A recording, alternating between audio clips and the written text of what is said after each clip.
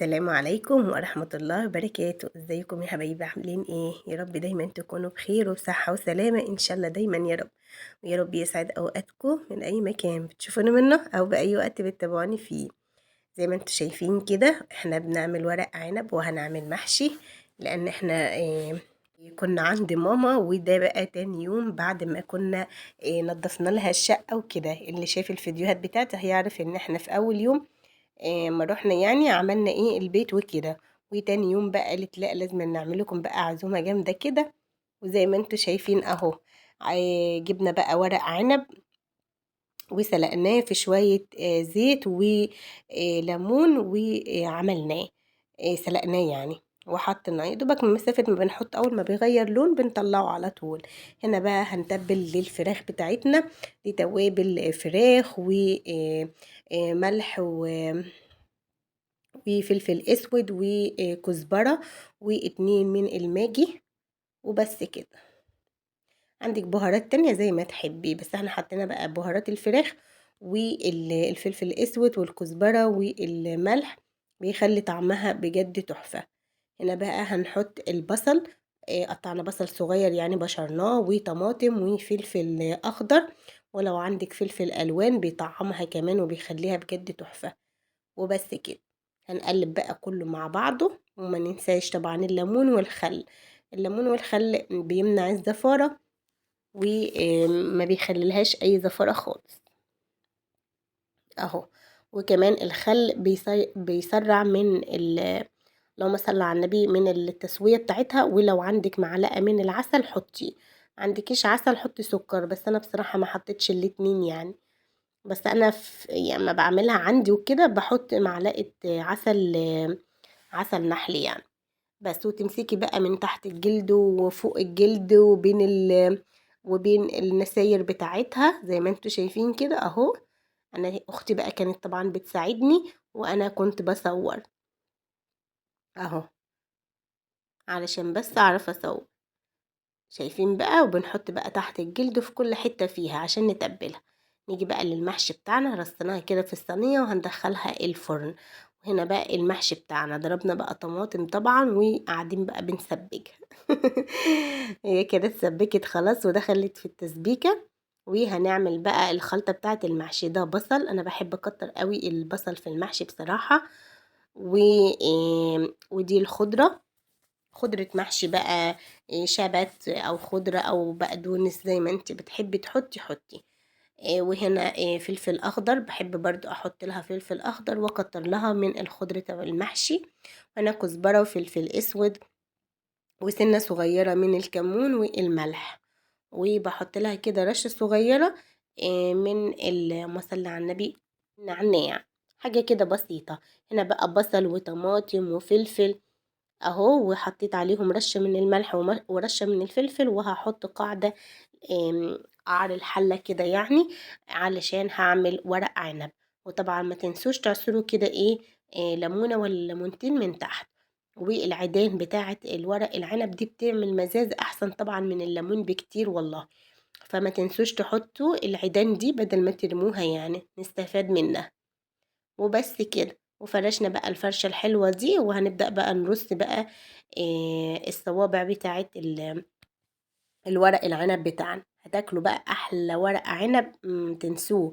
طبعا الزيت او السمنة او المادة الدهنية انا بحطها مع اللهم صل على النبي مع الطماطم، بسبكها يعني مع الطماطم. والملح كمان بظبطه مع الطماطم كمان ساعات. خلاص احنا كده بقى عملنا محشي ورق عنب. واتفضل كتير يعني من الخلطة. فقلنا كمان نعمل حلة ورق كرنب اهو، شايفين؟ هنسقي بقى حلة الكرنب اهي. وبجد كان احلى واطعم اكلة، احلى اكلة لما نبقى كده كلنا مع بعضنا ونتلم سوا، بيبقى الطعم حكاية. هنا بقى على وش بصوا يعني الطبقة الأولانية يعني كمان نصها بس كمان شوربة عشان ما يعجنش منك ويبقى طعمه جميل. وحطيت بقى ليمونة حلوة كده على وشها أو ليمونتين لو كانت الحلة بتاعتي كبيرة. وحطيت برضو عيدان من فوق بتديله مزازة وبتديله طعم كمان جميل. وبس كده اهو هنا كده خلاص استوى على فكرة. هو هنا خلاص استوى، وده كمان المحشي قلبناه، وهنا المحشي ورق العنب كمان قلبناه اهو. حطينا بقى في صواني بصراحة علشان نعرف نفضي يعني في الاطباق، مكناش نعرف نفضي يعني من الحلة، فقلنا نقلبه الاول في صواني كبيرة وبعد كده نحطه. انا بوريكم الصباع عامل ازاي، ولا مهري ولا اي حاجة، وكمان مستوي وطعمه بجد تحفة اهو. هناكل بقى ان شاء الله ونعمل عيد ميلاد محمد واحمد. احنا كنا رايحين عند ماما عشان نحتفل بيه هناك. كل سنة بصراحة بنحتفل بيه عند ماما ونرجع نحتفل بيه هنا كمان في البيت. فهنا بقى بدأنا نرص كده في اطباق طويلة في سرافيز، وكمان في اطباق صغيرة اهو عشان اللي يبقى يحتاج يزود يعني. وهنا الفراخ بتاعتنا طلعت بجد تحفة. ايه الجمال ده، شايفين اللون بقى والطعم حكاية. لما بتتبليها كده وتسيبيها نص ساعة وبعدين تدخليها الفرن بيبقى طعمها بجد حكاية. وشوربة طبعا يعني للي عاوز، وليمون عشان نعملها. احنا كده اكلنا الحمد لله، وكنا كده في الوقت ده بالليل، مش بالليل قوي يعني، بس يعني بعد المغرب، قصدي بعد العشاء، راحوا صلوا العشاء بقى وقعدنا بقى، فرشنا بقى وقعدنا. هنا بقى تورتتين جامدين قوي. عملتهم انا واختي، وكاستر بقى بالشوكولاته، وكاستر عادي ساده يعني. وعملت كمان جلاش محشي مكسرات، وعملته كده صوابع يعني. وكانوا فرحانين قوي عشان كنا مشغلين لهم اغاني. فللاسف مش هعرف احط الصوت الحقيقي علشان صوت الاغاني وكده يعني هتعمل لي حقوق يعني، حقوق نشر. وهنا بقى كانوا بيسقفوا بقى وكانوا فرحانين. هنا هنا أروى ورانسي، ودول عيال أختي، وفي كمان حبيبة يعني اهو. وعملت برضو كبات كده صغيرة حشيتها بالكيك والشوكولاتة، ودي دي كنافة ومانجا.